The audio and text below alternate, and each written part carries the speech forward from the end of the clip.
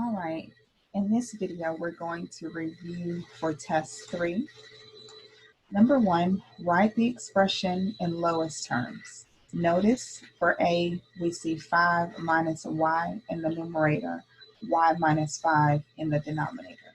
Now this y minus 5 form, we have a positive y and a negative y in the numerator. First of all, let's reverse the order of the y and the 5 in that term on the numerator.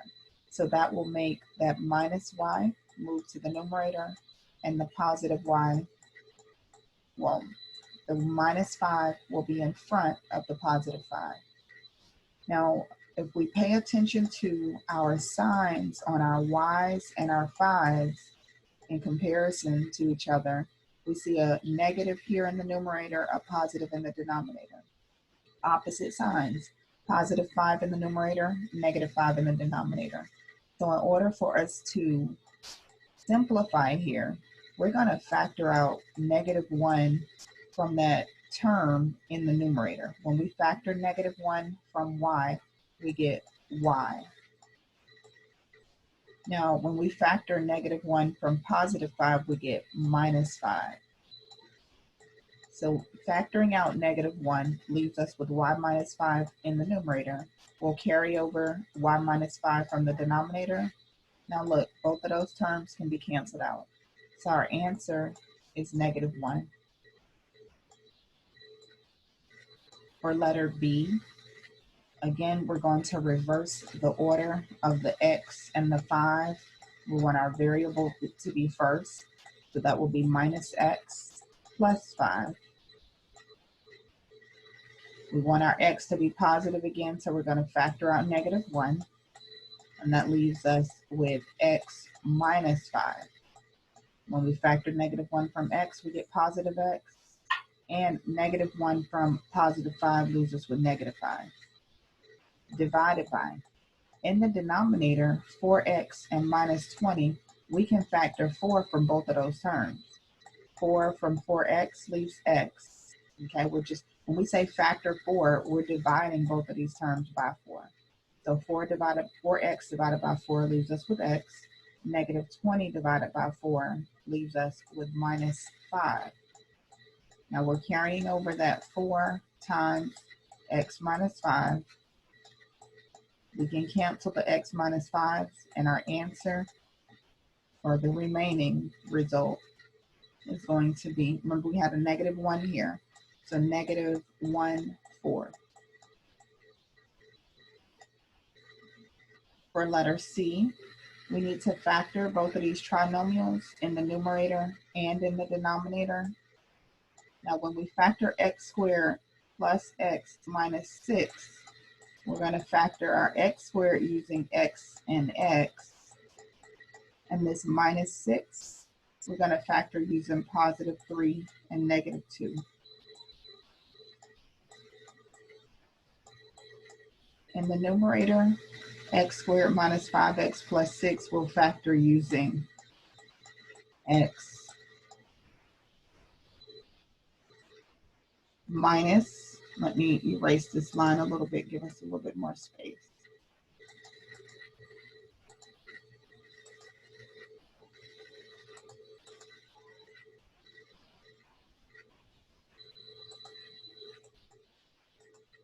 All right, so we're factoring in the numerator our x squared using x and x.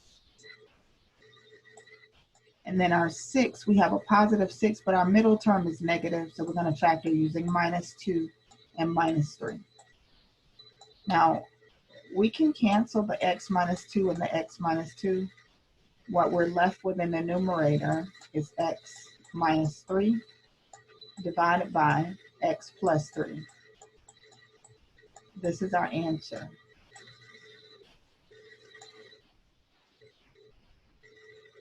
Now for letter D, we see c minus 7 in the numerator. In the denominator, we have a difference of perfect squares, where the term we're squaring to get c squared is c, so our a is going to be c, And the term we're squaring to get 49 is 7. So our b term is going to be 7. We factor this as c plus 7 and c minus 7.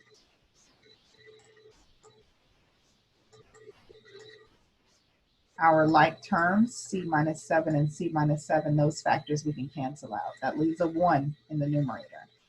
So our answer is going to be 1 divided by c plus 7.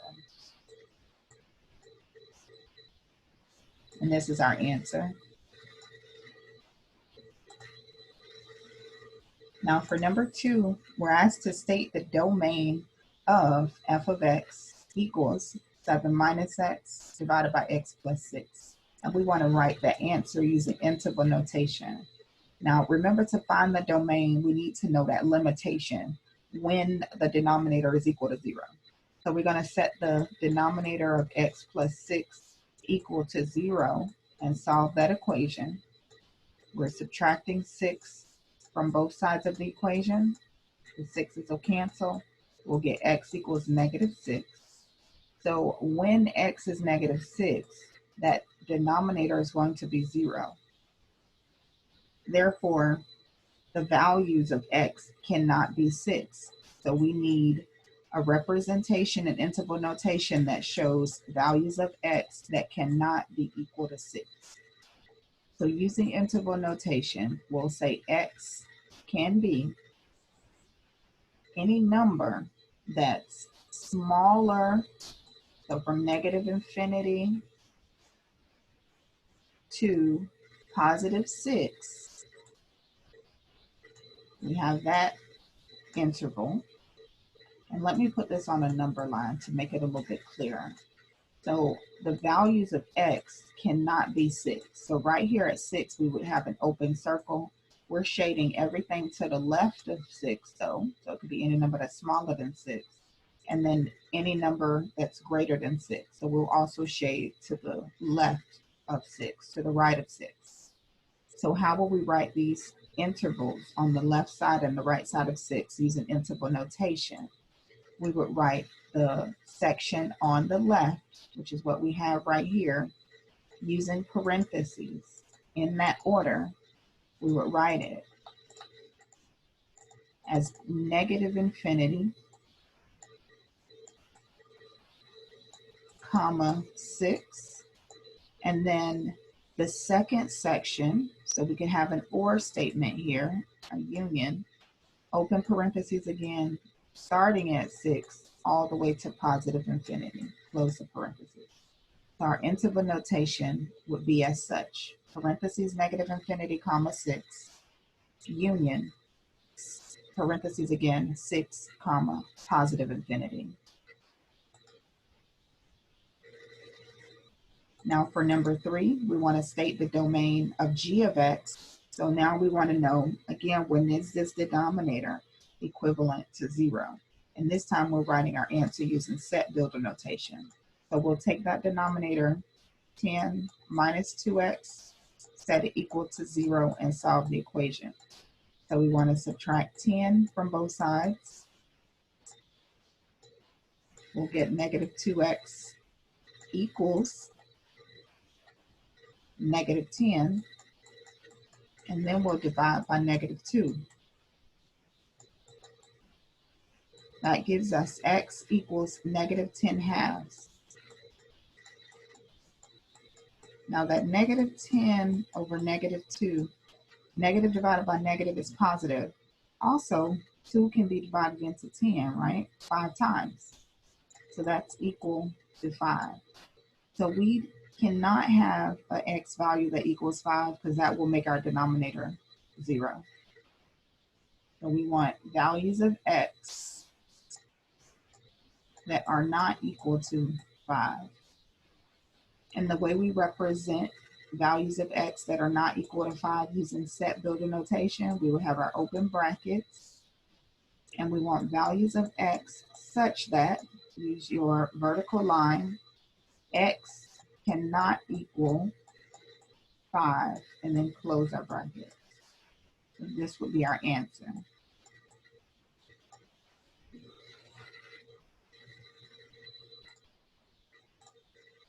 For number 4, you're going to solve all these different types of equations. Letter A, x cubed equals 25x. Now, our goal is to be able to factor and set our solutions equal to 0 so we can determine those values of x. So we need to make sure our leading coefficient is positive. Here, our highest power is x cubed. It's positive on the left, so we'll leave it there and carry over this 25x. So we're subtracting 25x from both sides of the equation. Now, when we do that, we're left with x cubed minus 25x equals 0 on the right side. Here, we can factor x from both of these terms. We're left with x squared minus 25. When we factor x from x cubed, we get x squared. And x from minus 25x, we get minus 25. That equals 0. Now this x squared minus 25 can be factored more, right? So let's carry that over here. We have x outside, and then x squared minus 25 we factor as x plus 5 and x minus 5 equals 0. Now we need to set each of these factors equal to 0 and solve the equations. So x equals 0, or x minus 5 equals 0, or x plus 5 equals 0. So we solve each of those equations. So x could be equal to negative 5. Over here, we're going to add 5. X could be equal to 5. So our solution set, x could be equal to 0, 5, or negative 5. So 0, 5, or negative 5.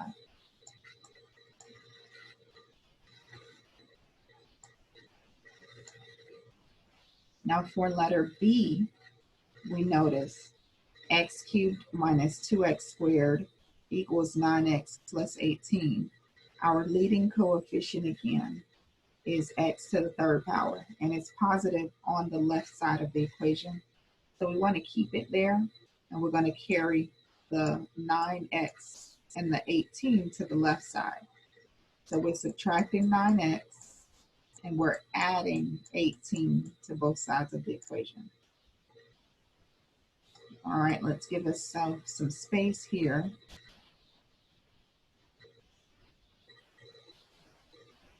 Now we're looking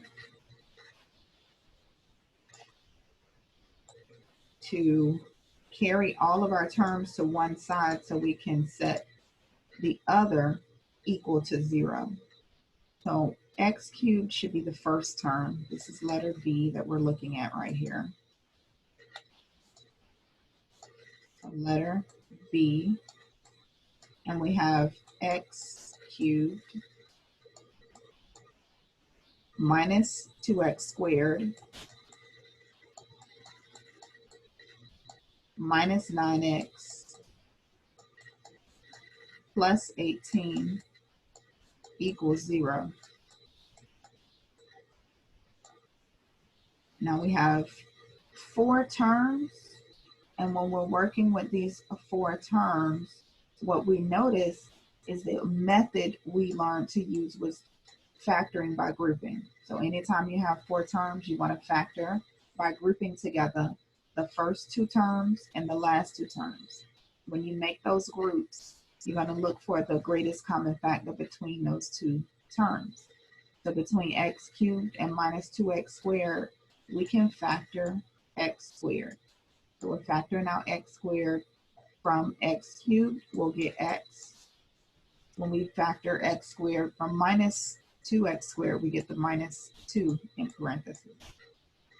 Now on the right side, we can factor from negative 9x and 18, both of those can be divided by 9. But look at our sign of the factor on the left side. Remember, when we're factoring by grouping, we want the same term to be in parentheses. So we're going to factor out minus 9 instead of just 9 by itself, because we need this sign to change from positive to negative. When you factor negative 9 from negative 9x, you get x. Negative 9 from positive 18, you get minus 2. See this common factor? That's going to be a part of our solution. So x minus 2, one of the factors of our solution. The next factor is going to come from these terms that are outside. So x squared minus 9. Now, x squared minus 9 is a difference of perfect squares. You can factor that even more using x and 3. So x plus 3 and x minus 3.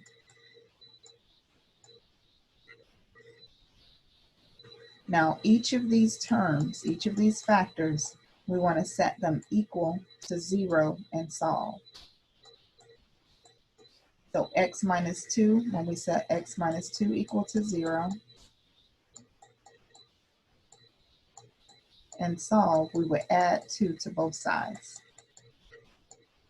That gives us x equals 2. So that's going to be a part of our solution set, 2. Now when we set x plus 3 equal to 0 and solve, we're going to subtract 3 from both sides, and we'll get x equals negative 3. So part of our solution set is negative 3. Next, x minus 3, we want to set that factor equal to 0 and solve the equation. So we're going to add 3, and we'll get x equals 3. So our solution set includes 2, negative 3, and positive 3. For letter C, notice we have 3 terms that each have y in them. So we can factor y from all 3 of those terms. When we factor y from y cubed, we'll get y squared. When we factor y from minus 10y squared, we'll get minus 10y. And when we factor y from 9y, we get plus 9. So plus 9 equals 0.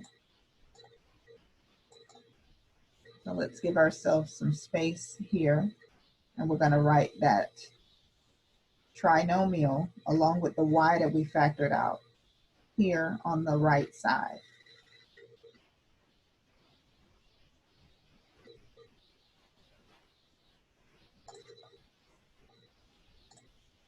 So we have y on the outside. Inside the parentheses, we have y squared minus 10y. And that plus 9 equals 0. I'm going to go ahead and make some space over here on the right. Just erasing the previous problem.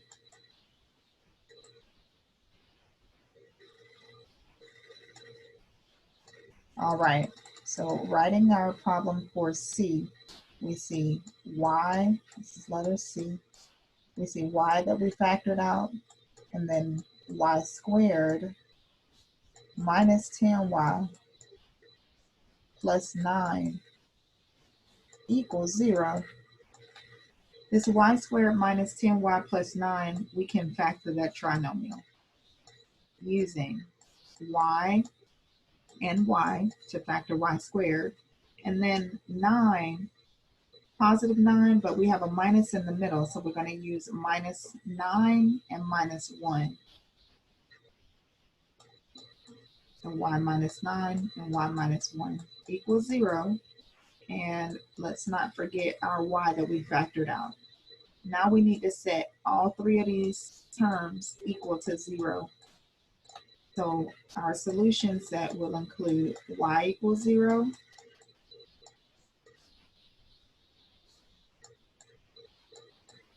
And when we set the second factor or the first factor, y minus 9 equal to 0 and solve, we will add 9. We'll get y equals 9. So part of our solution set would be 9. And now when we set y minus 1 equal to 0 and solve, we'll get y equals 1. So here's our solution set, 0, 9, or 1.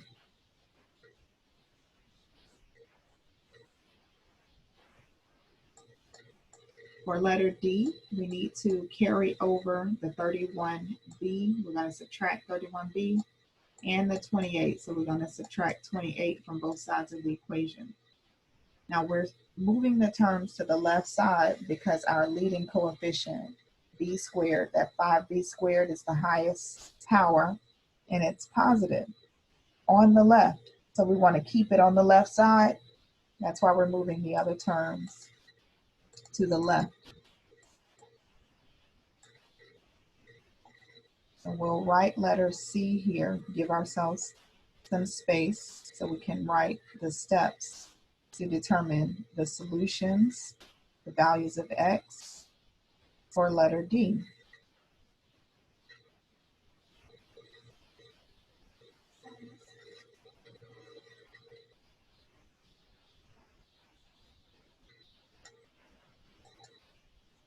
All right, for letter D, we see 5b squared, that's our leading coefficient,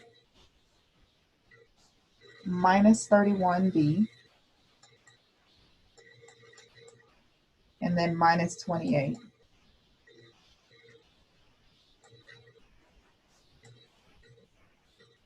So we would factor 5b squared, and that equals 0. So we would factor 5b squared using 5b and b. 5b is prime, or 5 is prime, so we can only use 5 to factor 5 and 1. So 5b and b. And then for our negative 28, we're going to use a positive 4 and minus 7. Now we're going to set each of these factors equal to 0 and solve.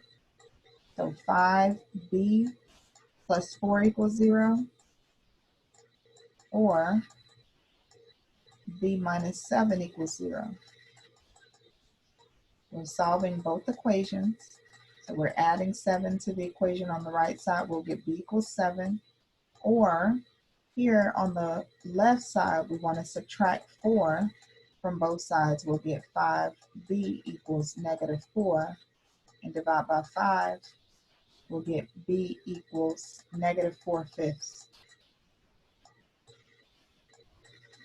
So our solutions for letter D would be negative 4/5 or 7.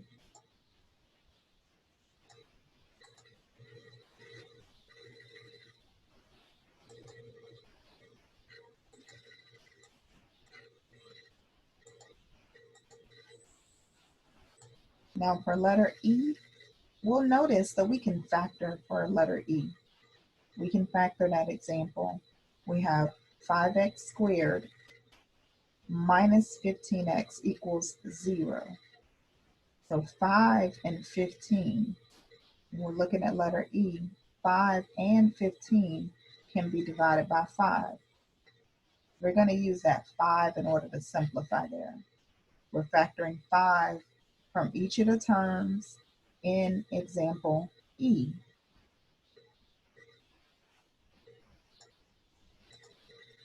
So for letter E, we're factoring 5 from 5x squared, and that gives us x squared in parentheses, minus, when we factor 5 from negative 15x, 5 divided into negative 15, that gives us minus 3x.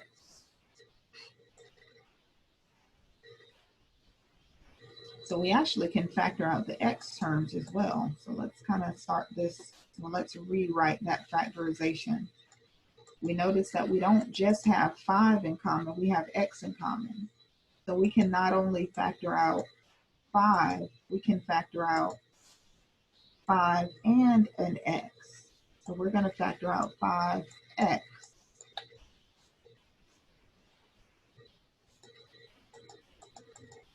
So we're factoring 5x. When we factor out 5x from our leading term, 5x squared, we're left with x. When we factor 5x from minus 15x, we get minus 3 equals 0. Now we need to set both of these terms equal to 0 and solve. So 5x equals 0, or x minus 3 equals 0. We're solving both of the equations, so we're going to add 3 to the equation on the right. We'll get x equals 3. That's one of our solutions. And we want to add to our list over here. Or when we divide the equation on the left by 5, we'll get x equals 0. So x equals 0, or x equals 3.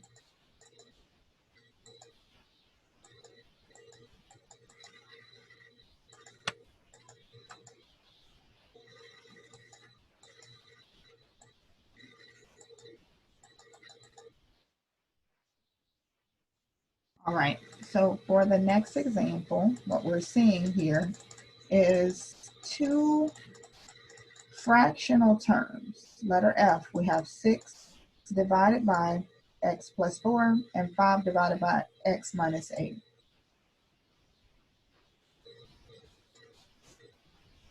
In between those two terms, we see an equal sign. So the way we solve those types of problems, we see them as proportions, and the way we solve them is we cross multiply. All right, so that's what we're going to do for letter F. We're going to cross multiply. Multiply the terms that are diagonal to each other. This is letter F.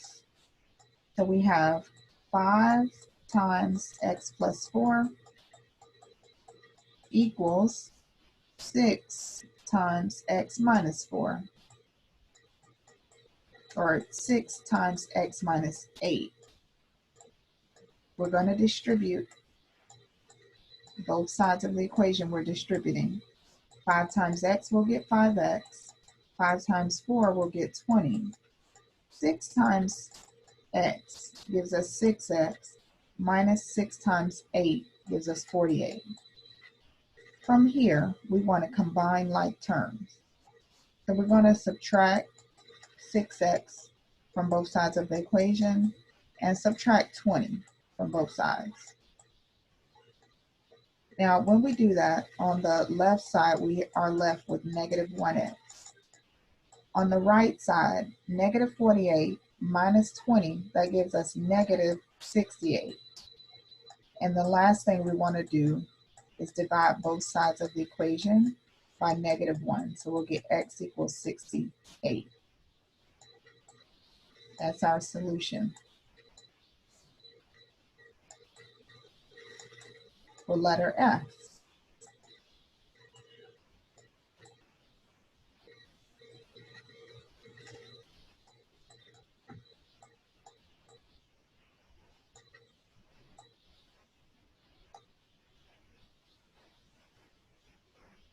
Now for letter G, we notice one term that has a denominator, minus 4, and it equals 1. Now this is one of those examples that we want to pay attention to our denominator, right? We want to know the values that will make those denominators equivalent to 0, because that's going to be limiting the answers that we could potentially put here for x. Like in this last problem, x could not be negative 4 or x could not be 8.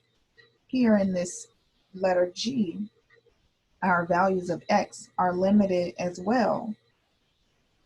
We want to set this denominator of 3 minus x equal to 0 so we can determine what our limitations are. We're going to subtract 3 from both sides. We'll get negative. When we put the 1 in front of that x, equals negative 3.